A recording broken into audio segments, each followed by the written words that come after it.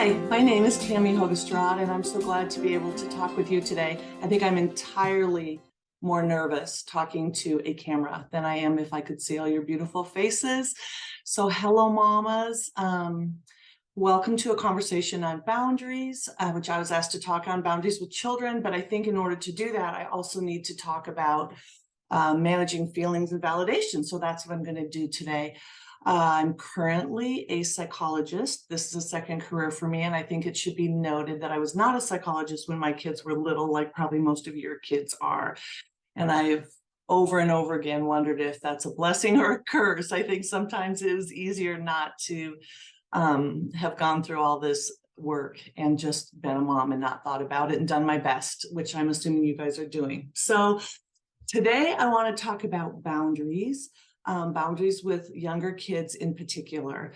And then also, I really feel like it's hard to talk about this topic without getting into a little bit of a conversation about feelings and probably a little bit more conversation about validation of feelings and empathy, because they all sort of work together. So I want to start with boundaries and just give you some boundaries concepts that we can go back to over and over again as we think about this topic. A lot of this information comes from the Cloud and Townsend boundaries, but also just a whole bunch of other things I've picked up over the years. So one of the things I like to start with is, what is a boundary? And in its very simplest definition, I like to say that boundaries are considering what's mine and what's not mine. Boundaries aren't defined as what's mine and what's yours, because if it's defined as what's mine and what's yours, we tend to spend a lot more time thinking about what's yours and trying to help you manage what's yours than trying to just manage what's mine. And it sounds simple in verbiage, but it's really important as you live it out, this difference between what's mine and what's not mine. Our responsibility with healthy boundaries is to manage what's mine, not as much managing what's not mine. So boundaries with kids, I think, are incredibly some of the more challenging boundaries out there. And that's because of this idea of boundaries being like, if you can use the image of a backpack. A backpack is designed to be carried by one person. And in that backpack, we are holding our day-to-day responsibilities, all those things that we have to do on a day-to-day basis. And if you're an adult, it's like taking care of yourself and taking care of your house, taking care of your family in some ways, paying the bills, getting food. And one of the things that's always in our backpack is how we manage our thoughts, our feelings, not that we can change them always, but how we manage them, our thoughts, our feelings, our reactions, our behaviors, and just how we manage that stuff is always in our backpack. One of the reasons why I think backpack analogy is very fitting for discussing how challenging it is to have good boundaries with kids is because what's in our backpack with regards to care for our kids is always changing. When we have an infant, almost everything that infant needs for their day-to-day care is in our backpack as a parent and as a mom. And we carry all that stuff, what clothes you're going to put on, when you get a bath, when you get to eat, even if you lay on your side or your stomach or your back, like those are all decisions that are in our backpack to manage. And as our kids get older, more and more of those things move out of our backpack and into our kids' backpack, because they have a backpack right from the very beginning. And there's always kind of this push and pull process of moving things from our backpack into their backpack. So let me give you an example. I think most people would expect that washing my 5-year-old's clothes would be in my backpack as her mom or his mom. And most people who have, reasonably healthy children would expect that their 25-year-old, the washing clothes should have moved from my backpack to their backpack. But when? When does it move from my backpack to their backpack? How does it move? Do I shove it in there? Do they ask for it? Do I wait? What do I do with it? And so I think because of this reason, it's boundaries with kids are really challenging because they're constantly changing, constantly changing. And so we're always sort of playing with what goes in my backpack, what goes in my kid's backpack. Sometimes kids are pulling things out of our backpack, and you hear it even early on. I'll do it. I'll do it. I'll do it. You know, let me tie my shoes. Let me put on my coat. Let me pick what I want to wear. When sometimes that just takes longer, and it was easier when it was in our backpack, but at some point it needs to move into theirs, and we need to let that happen. So 2 boundaries concepts so far we've discussed: what's mine, what's not mine, this idea of a backpack. And one other concept I want you to think about, I learned from one of the psychologists I worked with when I was on internship, who did a lot of family work, and would talk about this concept in healthy relationships of the people in these relationships are separate from each other, but they're also very much connected to each other. And I think this is such a beautiful concept. We're always in this balancing act of trying to remember that we are each separate people in this family. Our kids are separate from we are. The skin that we have wrapped around us helps us see that we are somebody different from you, that I am somebody different than you, that your kids are different from each other. And again, when our kids are so little, this concept can be hard because we are so like combined and almost enmeshed with them in a healthy way when they're really little, because we're concerned with all their needs. But as they get a little bit older, we need to remember that they are people separate from us. And in that separateness, they're allowed to have their own feelings, their own opinions, their own perspectives about things that are happening in the world. And they don't have to be the same as ours. And that's a really powerful thing to be able to accept that that's the case. However, we're also connected. So what we do impacts each other. And I think that's one of the things that from a boundaries perspective, we're also trying to learn is, even though I'm responsible for managing my own thoughts, my own feelings, my own behaviors, I also am impacted by the thing you do. So I think you see this with kids, you know. Granted, when your little brother knocks down something that you spent a lot of time building with your Legos, you should figure out how to manage your own feelings with that, but still you're going to be mad about that because of something that someone else did. So we're connected to each other too, and what we do with each other matters, even while we're responsible for managing our own stuff. So this idea of separate but connected to each other is really important. One of the things I also want to throw out is how, and this is kind of a boundaries concept that fits with this idea that we're all separate from each other, is how much parents grade themselves. Their parent report card is based on how their child is doing. And I think that creates so much stress for parents because, you know, you try to teach your kids to say please and thank you. You try to teach them to be kind, and then you watch them do something unkind, or you watch them throw a fit when they don't get their way. And it feels like so much of that is our fault as parents, and we give ourselves an F on our parent report card for the day. And I just really want to caution you to not do that, because what you have control over is what you're trying to teach your kids, and the the consequences you put in place and some of that kind of stuff.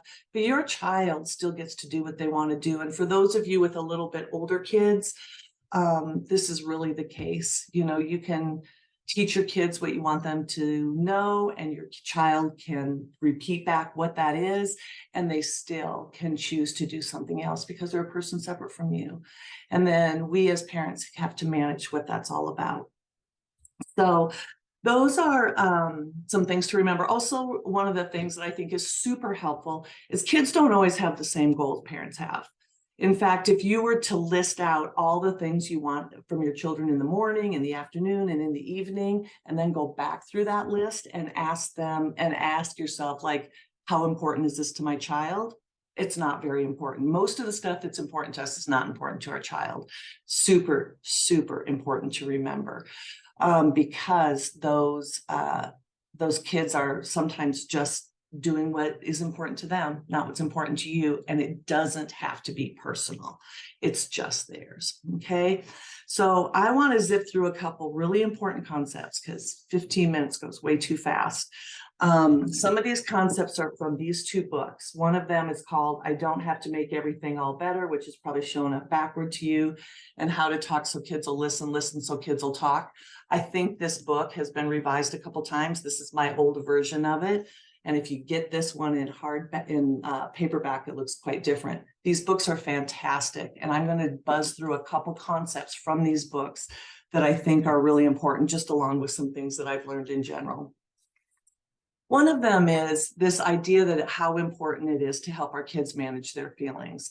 One of the things that, despite how life may have looked for you growing up, if you can adopt the understanding that all feelings are okay, all feelings are okay.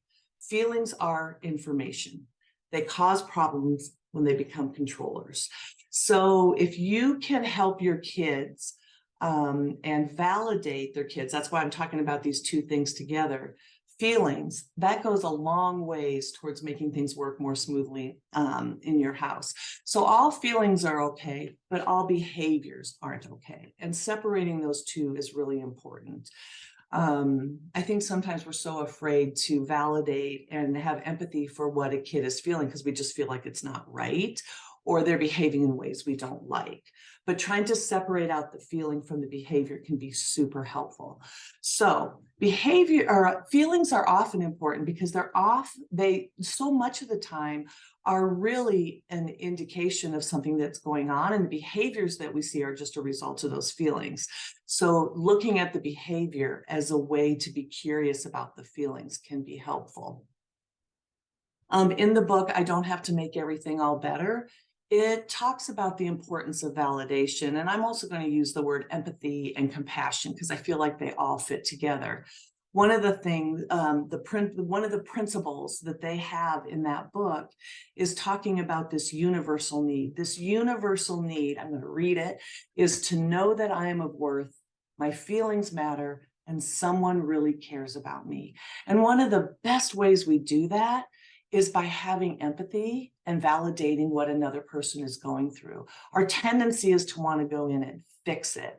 Like, you're having a problem, let me fix it for you, and then it will get all better. And so much of the time, what happens is it backfires, and a person pushes against it, and they just get upset by it. And so what we need to do sometimes is redefine help and fix sometimes is just sitting with what another person is going through and validate what's happening with them. The reason for this is because so oftentimes when a child, or an adult for that matter, this is true for people of all ages, when they feel heard, when they feel listened to, when they feel like you're really trying to understand what's going on with them, they feel cared about, they feel loved, and so much of the tension falls away, and it really allows a lot better process of problem solving, which is what we usually try to go to first without doing that validation. I'm going to give you a quick example of my daughter. This was when she was older, she was in college, probably one of the most capable people I know. She called me once when she was having a bad day, and I was trying to take off my mom fix hat and just recognize that's not what she needed, and that I was just going to listen and provide empathy. And she talked and talked, and at one point I thought she was like stuck and looking for help. And for me, that's a lot easier for me to do, is just be like, I can help you solve your problem, let's do this, this, and this. And so I thought she was looking for that kind of help, and I moved into that help mode, and she almost immediately said, Mom, I don't need help. I know it's going to be okay. I just need to vent. And so I just kind of, if I can think of a practical tool sometimes when this happens, is just held the bucket that she could vent into. At no point in time did she expect me to consume what was in that bucket. All she needed me to do was hold it and put it off to the side. And I remember getting off that phone call with her and just feeling all that stress, like my poor baby, she's struggling and suffering, and I can't help her really. And she sent me a text, which she didn't need to do, but it was just such a good reminder is, thanks, Mom, that was so helpful.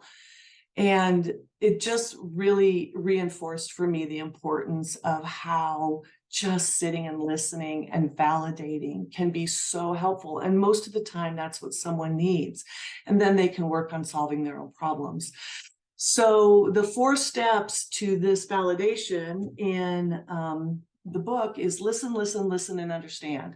Listen with your full attention. And this sometimes means like stop what you're doing, give it your full attention, get rid of the distractions, get on eye level sometimes with your kid, and just really give them your full attention, pay attention, watch body language, not just the words, but what else is happening in their bodies.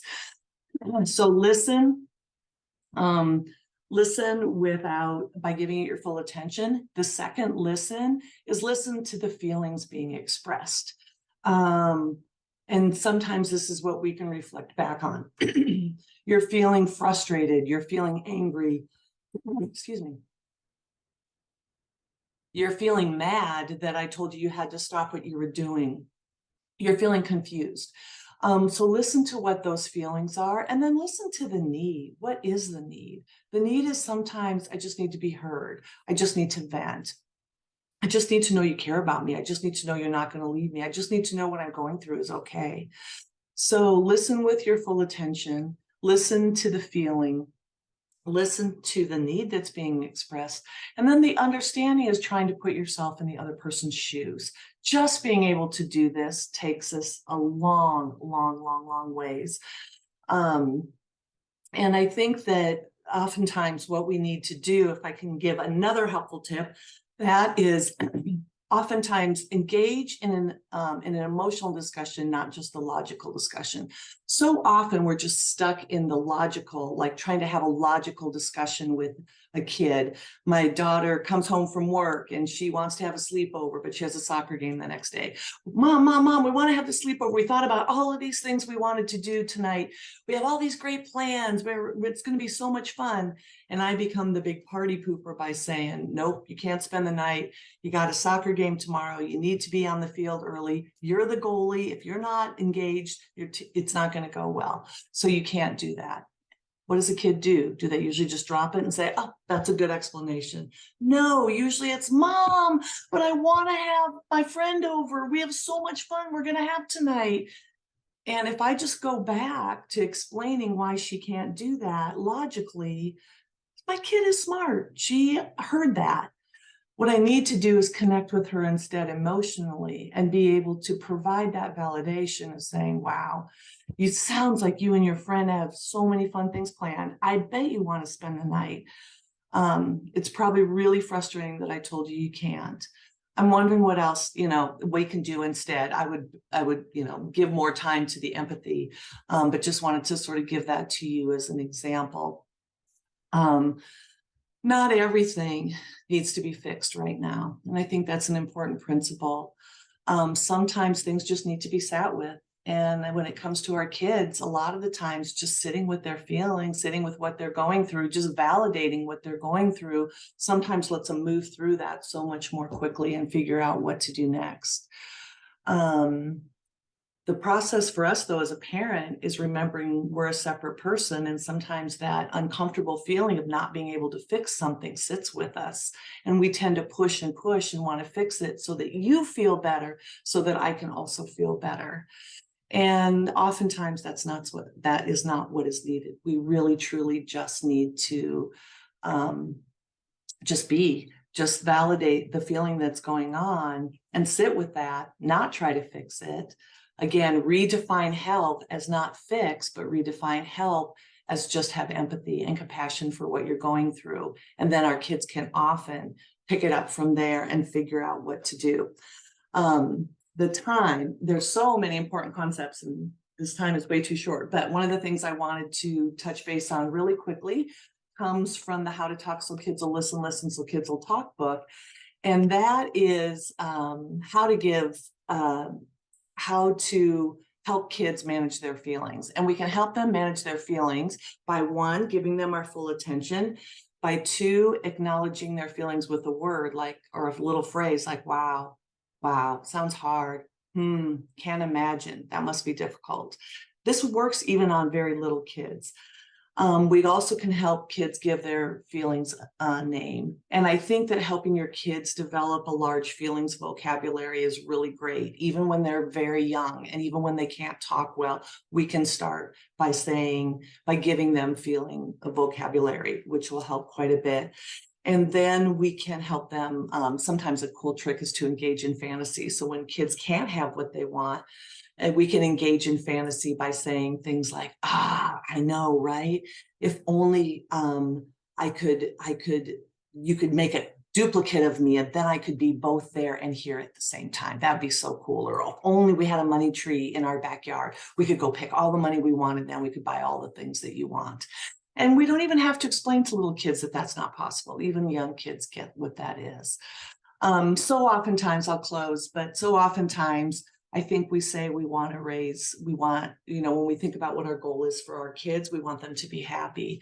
And I think we do want them to be happy, but we also want them to be resilient, and we want them to feel like they can handle some distress and some things that are uncomfortable. That's why we don't need to just come in and fix it sometimes. We can just sit with the distress, and building that distress tolerance in our kids is one of the best gifts we can give them. But that also means building distress tolerance in ourselves, because we're holding, a lot of their care in our backpack. So we have to be able to take care of ourselves so that we don't shove that onto our kids as well.